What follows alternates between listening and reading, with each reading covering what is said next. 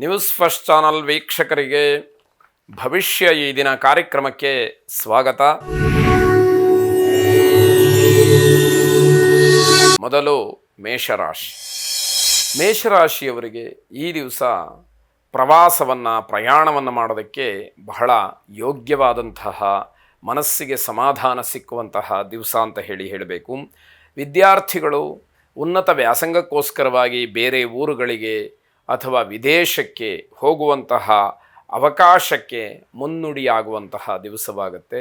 ಇವತ್ತಿನ ಪ್ರಾಮಾಣಿಕವಾದ ಪ್ರಯತ್ನ ಏನಿದೆ ಅದಕ್ಕೆ ಸರಿಯಾದಂತಹ ಫಲ ಸಿಕ್ಕುವಂತಹ ದಿವಸವಾಗುತ್ತೆ. ಕುಟುಂಬ ಸದಸ್ಯರ ಜೊತೆಯಲ್ಲಿ ನೀವು ಪ್ರಯಾಣವನ್ನು ಬೆಳೆಸಿ ಆನಂದವನ್ನು ಹೊಂದುವಂತಹ ದಿವಸವಾಗುತ್ತೆ. ಯಾವುದೇ ಫೋನ್ ಕರೆಗಳಾಗ್ಬೋದು, ಸಂದೇಶಗಳಾಗಬಹುದು ಬಂದರೆ ತಾಳ್ಮೆಯಿಂದ ಉತ್ತರವನ್ನು ಕೊಡಿ. ಏನೋ ಅಸಂಬದ್ಧವಾದಂತಹ ಪ್ರಶ್ನೆಗಳನ್ನು ಕೇಳಬಹುದು ಅಥವಾ ರಾಂಗ್ ನಂಬರ್ನಿಂದ ಫೋನ್ ಬಂದಿರಬಹುದು. ನಿಮ್ಮ ತಾಳ್ಮೆ ಕಳ್ಕೊಂಡು ಯಾರ ಜೊತೆಯಲ್ಲೂ ಕೂಡ ಜಗಳವನ್ನು ಮಾಡಿಕೊಳ್ಳಬೇಡಿ. ಅದು ನಿಮಗೆ ತೊಂದರೆಗೆ ಕಾರಣವಾದೀತು. ನಿಮ್ಮ ಮಾತಿನಿಂದ ನಿಮ್ಮ ಗೌರವಕ್ಕೆ ಧಕ್ಕೆ ಬರುತ್ತೆ. ಹಾಗಾಗಿ ನೀವು ಆಡುವಂತಹ ಮಾತಿನ ಬಗ್ಗೆ ತುಂಬ ಎಚ್ಚರವನ್ನು ವಹಿಸಬೇಕಾದಂಥದ್ದು. ವಾಕ್ಶುದ್ಧಿಗೋಸ್ಕರವಾಗಿ ರಾಹುವನ್ನು ಪ್ರಾರ್ಥನೆ ಮಾಡಿ. ಅರ್ಧಕಾಯಂ ಮಹಾವೀರ್ಯಂ ಚಂದ್ರಾದಿತ್ಯ ವಿಮರ್ದನಂ ಸಿಂಹಿಕಾ ಗರ್ಭಸಂಭೂತಂ ತಂ ರಾಹುಂ ಪ್ರಣಮಾಮ್ಯಹಂ ಎಂಬತಕ್ಕಂತಹ ಪ್ರಾರ್ಥನೆಯನ್ನು ಮಾಡಿ. ಶುಭವಾಗಿ. ವೃಷಭ ರಾಶಿ, ಈ ದಿವಸ ಹಣಕಾಸಿನ ಸಮಸ್ಯೆ ನಿಮಗೆ ಕಾಡಬಹುದು. ಸಣ್ಣ ಪುಟ್ಟ ಕೆಲಸಗಳಿಗೂ ಕೂಡ ದುಡ್ಡಿನ ಅಭಾವ ಅನ್ನುವಂಥದ್ದು ಸ್ಪಷ್ಟವಾಗಿ ಗೊತ್ತಾಗ್ತಾ ಹೋಗುತ್ತೆ. ಮಕ್ಕಳ ಬಗ್ಗೆ ಹೆಚ್ಚು ಗಮನ ಇರಲಿ. ಮಕ್ಕಳ ವಿದ್ಯಾಭ್ಯಾಸ, ಅವರ ನಡೆ ನುಡಿ, ಅವರ ಉದ್ಯೋಗ, ವಯಸ್ಸಿಗೆ ಅನುಗುಣವಾದಂತಹ ಚಟುವಟಿಕೆ, ಯಾವ ಮಾರ್ಗದಲ್ಲಿ ಅವರು ಸಾಗ್ತಾ ಇದ್ದಾರೆ, ಸುಳ್ಳನ್ನು ಹೇಳ್ತಾ ಇದ್ದಾರಾ, ಅವರ ಹೇಳುವಂತಹದ್ದು ಎಲ್ಲವೂ ಕೂಡ ಸತ್ಯವ, ಇವೆಲ್ಲವನ್ನು ನೀವು ಪರಾಮರ್ಶೆಯನ್ನು ಮಾಡಬೇಕಾದಂತಹ ದಿವಸವಾಗತ್ತೆ. ಹಿಂದೆ ಸಂಗ್ರಹ ಮಾಡಿಟ್ಟಿದ್ದಂತಹ ಹಣಕ್ಕೆ ಸಂಚಕಾರ ಬರುತ್ತೆ. ಏನೋ ಕಷ್ಟಪಟ್ಟು ಒಂದಷ್ಟು ಹಣವನ್ನು ಒಟ್ಟಿಗೆ ಸೇರಿಸ್ಕೊಂಡಿರ್ತೀರಿ, ಯಾವುದೋ ಒಂದು ಸಂದರ್ಭದಲ್ಲಿ ಅನುಕೂಲವಾಗುತ್ತೆ ಅಂತ. ಆ ಹಣ ಈ ದಿವಸ ಬೇಡದೇ ಇರುವಂಥದ್ದಕ್ಕೋ ವಿನಾಕಾರಣವಾಗಿಯೋ ಖರ್ಚಾಗಿ ಮನಸ್ಸಿಗೆ ಬೇಸರವಾಗ್ತಕ್ಕಂಥದ್ದು. ಪ್ರೇಮಿಗಳ ನಡುವೆ ವಾಗ್ಯುದ್ಧ ನಡೆಯುವಂಥದ್ದು, ನಾನು ಹೆಚ್ಚ ನೀನು ಹೆಚ್ಚ ಅನ್ನುವಂತಹ ರೀತಿಯಲ್ಲಿ ಮನಸ್ತಾಪಕ್ಕೆ ಕಾರಣವಾಗುತ್ತೆ. ಹೂಡಿಕೆ ಮಾಡಿದಂತಹ ಹಣ ಬೇರೆಯವರ ಪಾಲಾಗುತ್ತೆ. ಅದಕ್ಕೋಸ್ಕರವಾಗಿ ನ್ಯಾಯಯುತವಾಗಿ ನನಗೆ ಬರಬೇಕಾದ್ದು ಬರಲಿ ಅಂತ ಹೇಳಿ ಹೋರಾಟವನ್ನು ಮಾಡಬೇಕಾದಂತಹ ಅನಿವಾರ್ಯತೆ ಕಾಡಬಹುದು ಅನ್ನುವಂಥದ್ದು.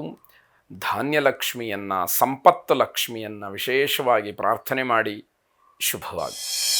ಮಿಥುನ ರಾಶಿ, ನಿಮ್ಮ ಅಧಿಕಾರ, ನಿಮ್ಮ ಹಕ್ಕನ್ನು ಸಮರ್ಪಕವಾಗಿ ಯೋಗ್ಯವಾದಂತಹ ರೀತಿಯಲ್ಲಿ ಬಳಸ್ಕೊಳ್ಳಿ ಎನ್ನುವಂಥದ್ದು. ಉನ್ನತ ಹುದ್ದೆಯಲ್ಲಿರತಕ್ಕಂಥವರಿಗೆ ಕೈ ಕೆಳಗೆ ಕೆಲಸ ಮಾಡ್ತಕ್ಕಂಥವರು ತೊಂದರೆಯನ್ನು ಕೊಡ್ತಾರೆ, ಗೌರವವನ್ನು ಕೊಡುವುದಿಲ್ಲ. ಏನೋ ಒಂದು ರೀತಿಯಲ್ಲಿ ಅವಮಾನಕ್ಕೆ, ಹಿನ್ನಡೆಗೆ ಕಾರಣವಾದೀತು. ನೀವೇ ಕ್ಷಮೆಯನ್ನು ಯಾಚಿಸಬೇಕಾದಂತಹ ಪ್ರಸಂಗ ಬಂದರೂ ಕೂಡ ಅಚ್ಚರಿ ಪಡಬೇಕಾದ್ದಿಲ್ಲ.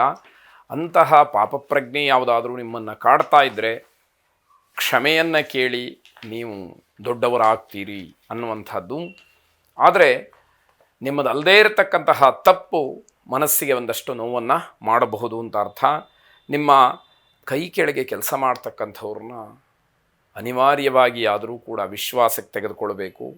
ಅವರ ಜೊತೆಯಲ್ಲಿ ಕೆಲಸವನ್ನು ಮಾಡಲೇಬೇಕಾದಂತಹ ಅನಿವಾರ್ಯತೆ ನಿಮಗಿರ್ತಕ್ಕಂಥದ್ದು. ಈಶ್ವರನನ್ನು ವಿಶೇಷವಾಗಿ ಪ್ರಾರ್ಥನೆ ಮಾಡಿ. ವಾಹನಂ ವೃಷಭೋ ಯಸ್ಯ ವಾಸುಕಿ ಕಂಠಭೂಷಣಂ ವಾಮೇ ಶಕ್ತಿಧರಂ ವಂದೇ ವಕಾರಾಯ ನಮೋ ನಮಃ ಎಂಬುದಾಗಿ ಈಶ್ವರನನ್ನು ಪ್ರಾರ್ಥನೆ ಮಾಡಿ. ಶುಭವಾಗಿ. ಕರ್ಕಾಟಕ ರಾಶಿ, ನಿಮ್ಮ ವಿಚಿತ್ರವಾದಂತಹ ನಡವಳಿಕೆಯಿಂದ ನಿಮ್ಮ ಪ್ರೀತಿ ಪಾತ್ರರು, ನಿಮ್ಮ ಆತ್ಮೀಯರು, ನಿಮ್ಮ ಬಂಧುಗಳು ನಿಮ್ಮಿಂದ ದೂರವಾಗುವಂತಹ ಸಾಧ್ಯತೆ ಇರುತ್ತೆ. ನಿಮ್ಮ ಕೆಲಸವನ್ನು ಕೆಲವು ಜನ ಪ್ರಶಂಸೆ ಮಾಡ್ತಾರೆ. ಸರಿಯಾದಂತಹ ನಿರ್ಧಾರ, ಉತ್ತಮವಾದಂತಹ ರೀತಿಯಲ್ಲಿ ಕಾರ್ಯವನ್ನು ನಿರ್ವಹಿಸ್ತಾರೆ ಅನ್ನುವಂತಹ ಮಾತುಗಳು ಬರುತ್ತೆ. ಆದರೆ ವೈಯಕ್ತಿಕವಾದಂತಹ ಕೆಲವು ಸ್ವಭಾವಗಳು, ಅದರಿಂದ ನಿಮಗೆ ಅಪಮಾನವೇ ಹೆಚ್ಚು ಅಂತ ಹೇಳಬೇಕಾದಂಥದ್ದು. ತುಂಬ ಶಿಸ್ತೋ, ಅತಿಯಾದಂತಹ ಕೋಪ, ಪ್ರತಿಯೊಂದರಲ್ಲೂ ಕೂಡ ವ್ಯವಧಾನವನ್ನು ಕಳ್ಕೊಳ್ತಕ್ಕಂತಹದ್ದು, ತಾಳ್ಮೆ ಇಲ್ಲದೆ ಕೆಲಸ ಮಾಡುವಂಥದ್ದು, ಹೀಗೆ ಹಲವು ವಿಚಾರಗಳು ನಿಮ್ಮ ನಡವಳಿಕೆಗಳಿಂದ ನಿಮಗೆ ಅವಮಾನ ಆಗುವಂಥದ್ದಾಗುತ್ತೆ. ಮನಸ್ಥಿತಿಯನ್ನು ಬದಲಾಯಿಸ್ಕೊಳ್ಳಿ. ಸಮಾಜಕ್ಕೆ ತಕ್ಕ ಹಾಗೆ ಇರಬೇಕು ಅನ್ನುವಂತಹ ಮನಸ್ಥಿತಿ ನಿಮ್ಮದಾಗಿರಲಿ. ಬೇರೆಯವರಿಗೆ ದುಃಖ ಆಗದಂತೆ ನೀವು ಗಮನಿಸಬೇಕಾದಂಥದ್ದು. ನೀವು ಆಡುವಂತಹ ಮಾತಿನಿಂದ ತಪ್ಪಿಲ್ಲದವರೂ ಕೂಡ ಕಣ್ಣೀರನ್ನು ಹಾಕಬೇಕಾದಂತಹ ಪರಿಸ್ಥಿತಿ ಬಂದರೆ ಅದು ದೊಡ್ಡ ತಪ್ಪಾಗತ್ತೆ. ನವಗ್ರಹ ಪ್ರಾರ್ಥನೆಯನ್ನು ಮಾಡಿ ನಿಮ್ಮ ಮನಸ್ಸಿನಲ್ಲಿರ್ತಕ್ಕಂತಹ ಉದ್ವೇಗಗಳು ಕಡಿಮೆ ಆಗಲಿ, ತಾಳ್ಮೆ ಪ್ರಾಪ್ತವಾಗಲಿ. ಶುಭವಾಗಲಿ.